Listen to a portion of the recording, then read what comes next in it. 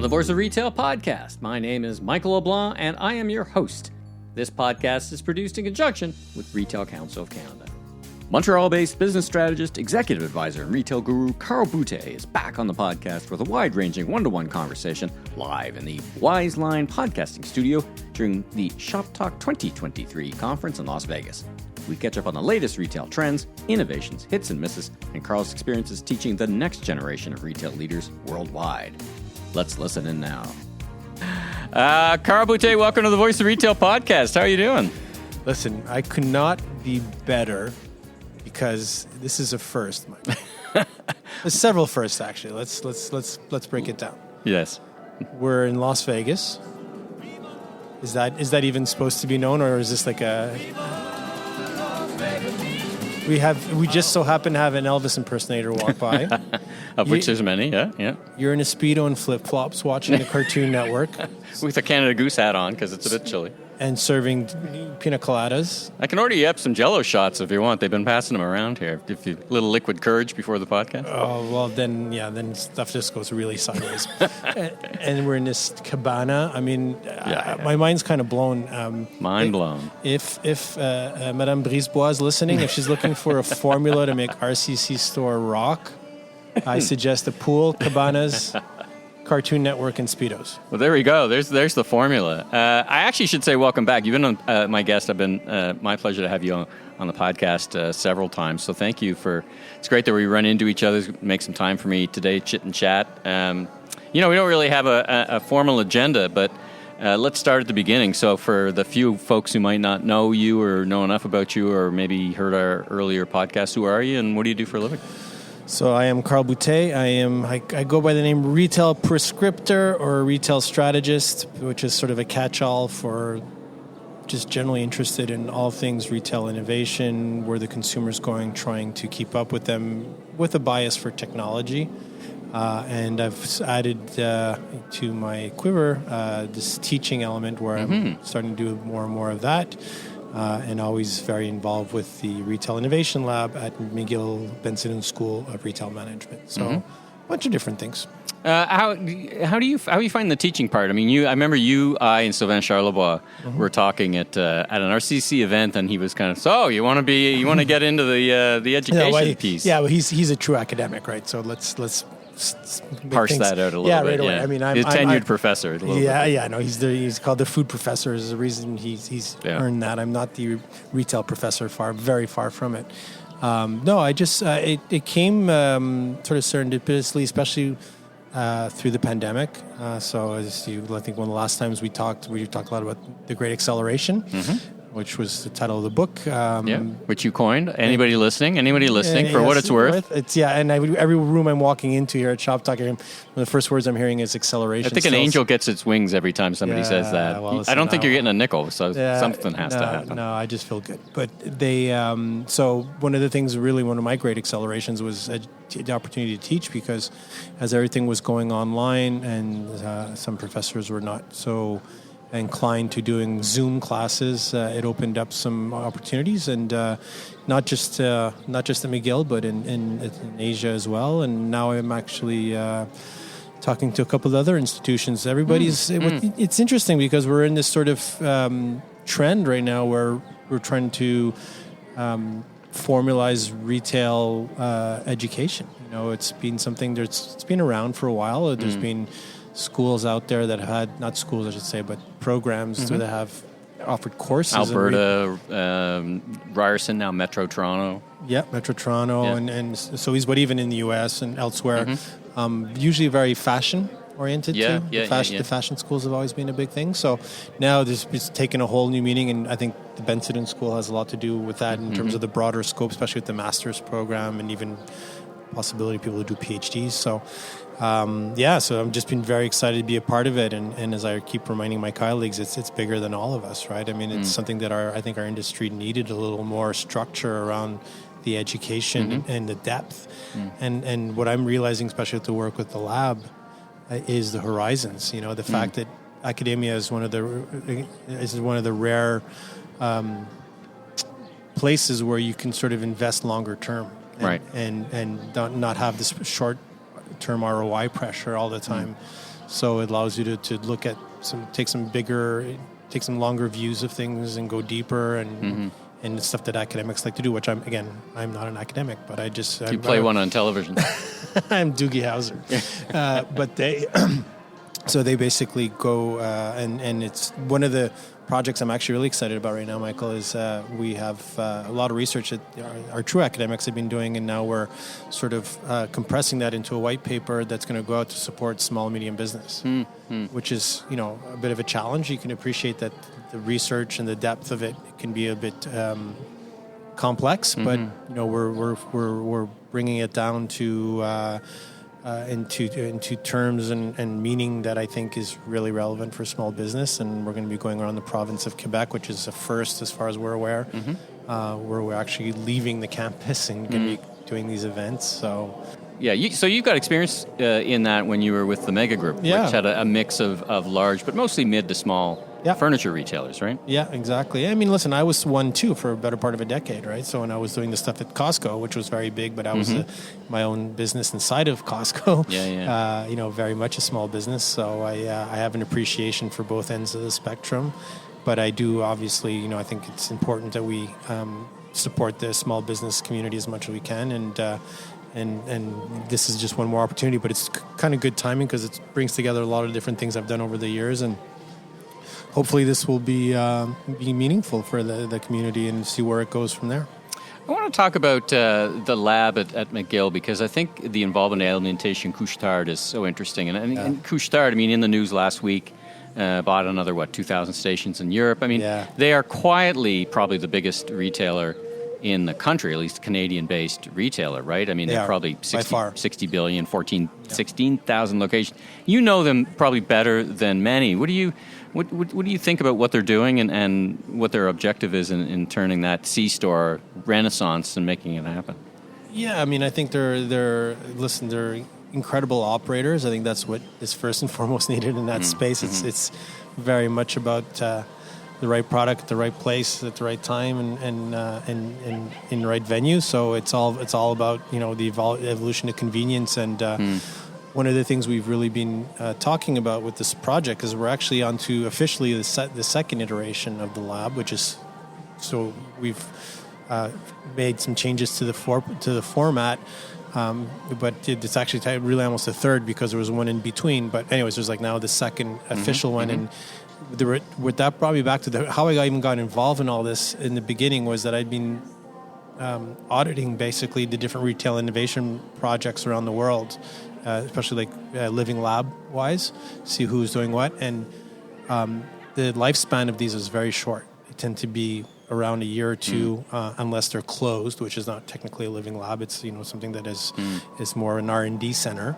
But to have a fully functional living lab is... And when you say living lab, to be clear, so the listeners know, that means customers, ordinary citizens can walk in and shop from that. Exactly. Yeah, right? It's not a controlled environment in the sense that you're not limiting who has access, and because sometimes there's civilians, as we would call them, can kind of walk in. Well, obviously, it's shop. A lot of students because it's in it's in the Des Hotels, our Bronfman building, where the Des Hotel faculty in our BSRM school is. But we also have office towers all around us. Sure. We have Sherbrooke condos. Street, so it's busy. Yeah. It's we got a bit of everything. So that's what I was going at was with Couche-Tard, with Circle K.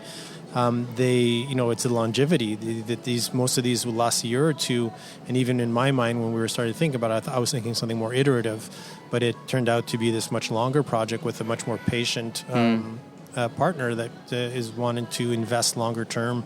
And now we're basically wrapping up year 3, I guess. It's hard because during the pandemic it was locked down for a good part, but.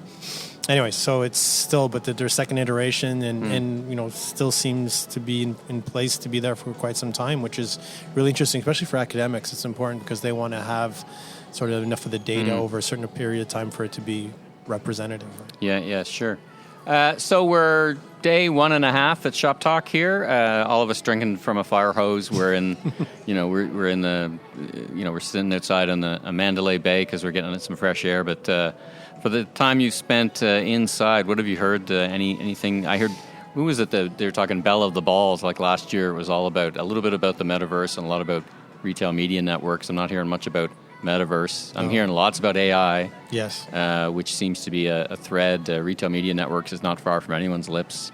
What are you hearing? What's caught your attention? Well, I'm hearing all those things as well, and the course I teach in actually next month in May at McGill is the master's course in new retail technologies and business models. So I'm always like really trying to bring the latest to the students, and retail media networks is definitely top of mind. So I'm paying special attention to that because I think it's been on our radar for some time, but now it's just really exploding. I don't know if you saw the chart from Andrew Lipsman's work. Lipsman does great work on that space. It's interesting, though, because at the same time, and this isn't unusual, some retailers kind of pull back a little bit. So the Gap, I think, last week hit the pause button, they said, on their retail media network. That's not unusual in the evolution of something. Yeah, and I don't know if it's really well fitted for vertically integrated brands. I think it works better for those that have sort of other brands in their space that they can promote. So I think that's why you're seeing the Walmarts and Targets. But they could promote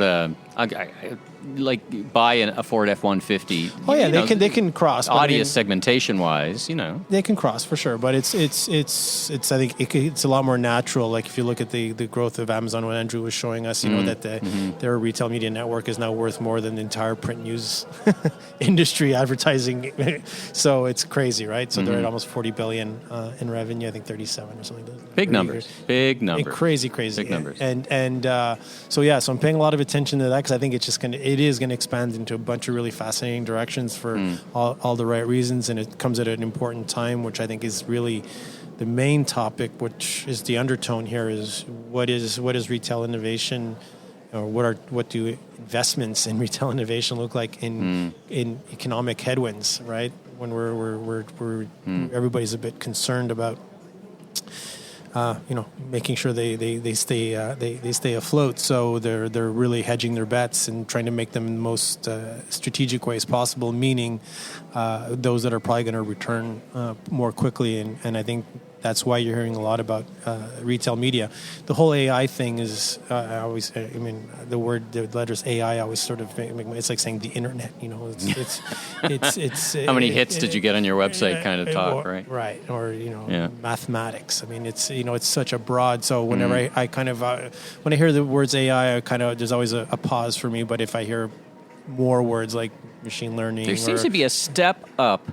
And maybe it was, I don't know where they came from, because they seem to come out of nowhere, the ChatGPT stuff. They're on everybody's lips in the span of a month or two, right? To me, AI, you've been talking about AI in retail for half a decade at least. But suddenly this one thing seems to have, I don't know, if not ignited, but stepped it up. What do you make of it? It's the speed of adoption, right? It's just how quickly people have or at least started playing around with it, and the barriers to using it are so low that it makes it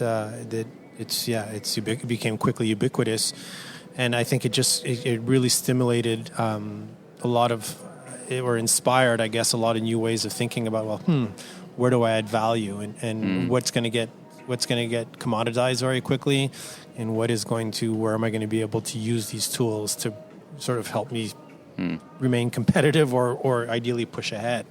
So if you had a bunch of retailers in front of us, as sometimes we do, and they're saying, hey, Carl, what should I think about AI? Where should I focus first? Is it, well, look, get your supply chain together, maybe use its predictive powers, go into a call center for screening chat, or do what? Fill in the blank. Is there anything else you're thinking Well, there's about? no silver bullet, and that's why I always pause when I hear the words AI, because I think it's often tossed around as a solution, looking for a problem, and it's really case per case. I think we're still in the days where retailers are struggling to collect data that is meaningful in the context of data science. So it's the challenge of making sure that you're pooling the right information that's actually going to be useful for whatever algorithms you're going to be building out in the future. So you've seen a lot of big retailers go through some pretty painful ERP transitions, for instance. That's at the core what it's about, is just them trying to better collect information that's going to be usable for them in a way. And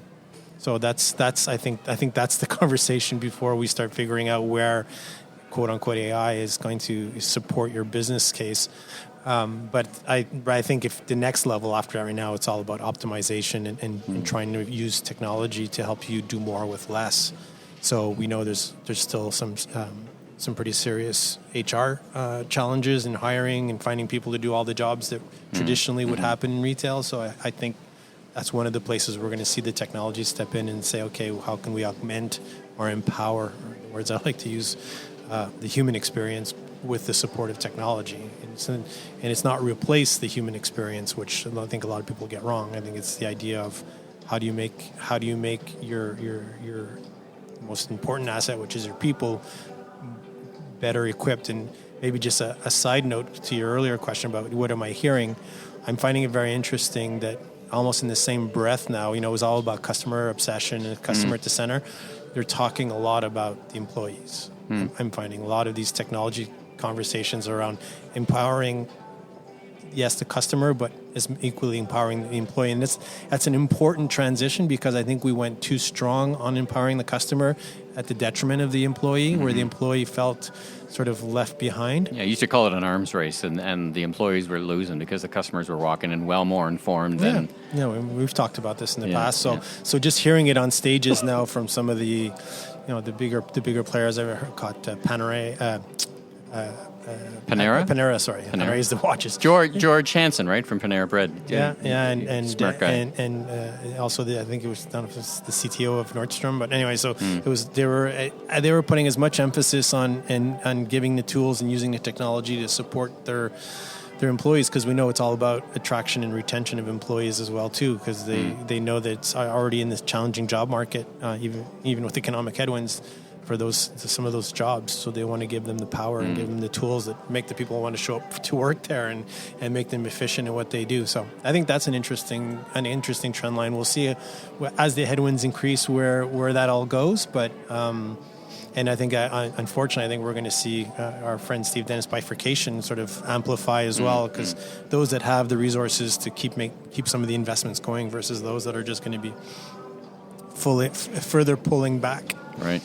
So I just want to crack one last question on the syllabus for this course in retail technology. If I was to read that syllabus, what else is close to the top?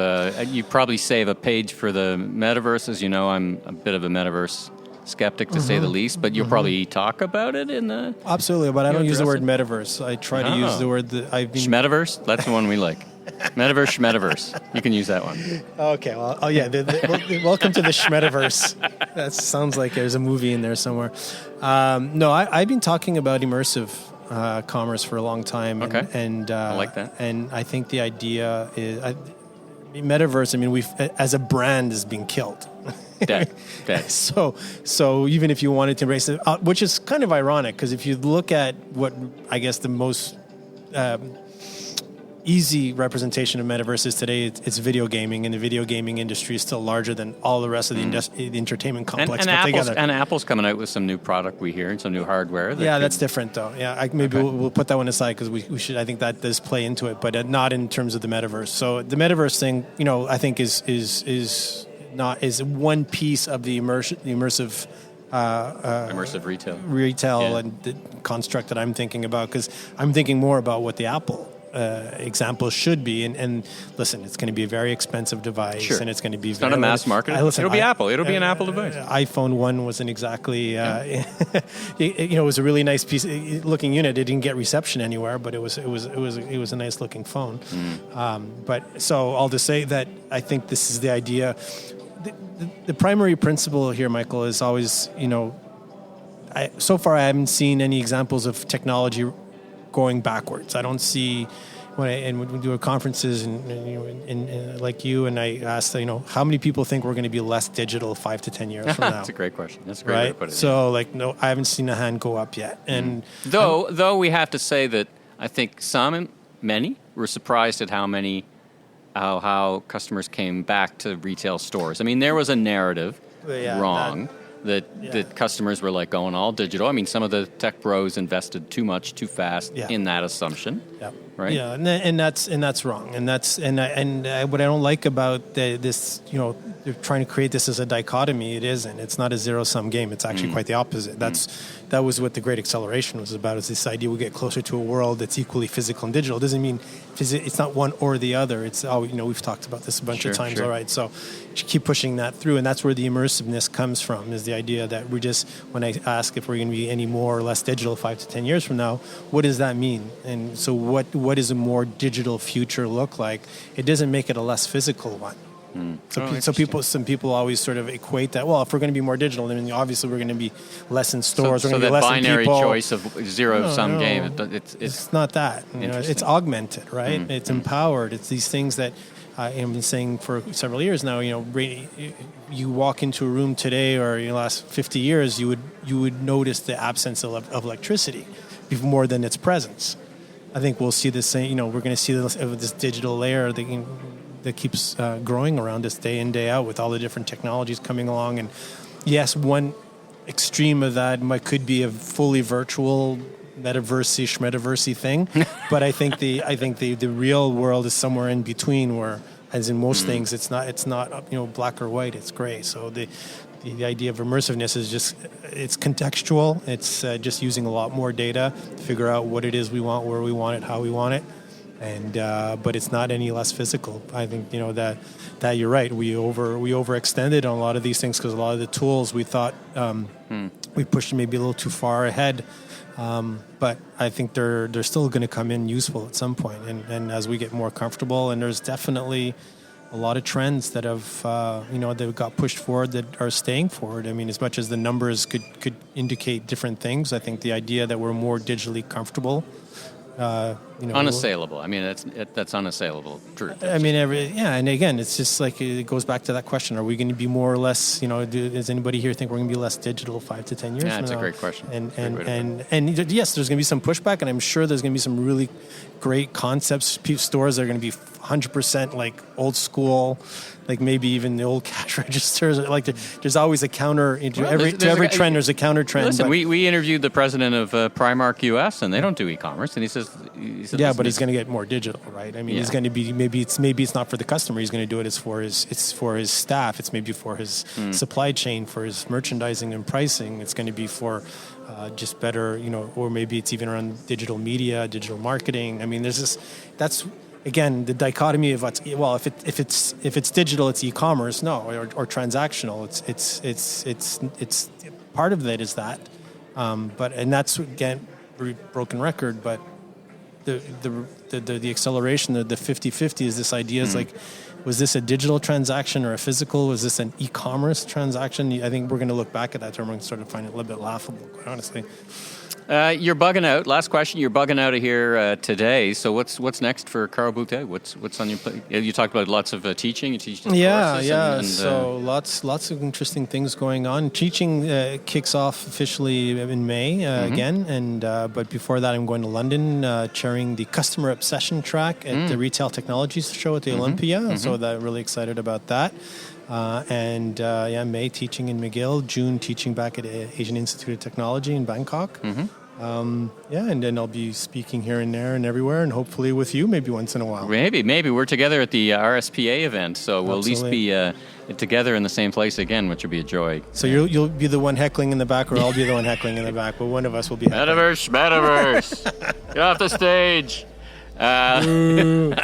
Listen, Carl, if people want to get in touch with you, LinkedIn, what's the best way? Yeah, still LinkedIn. Carl Boutet on LinkedIn. I think I'm pretty easy to find by now. I think you are. Well, Carl, thanks so much for joining me in the Wiseline podcasting studio here at Shoptalk 2023. It's just been a blast as always. Thanks for squeezing me in and making time, and it's great to see you again, my friend. Time to put the bathrobes back on. All right. Safe travels.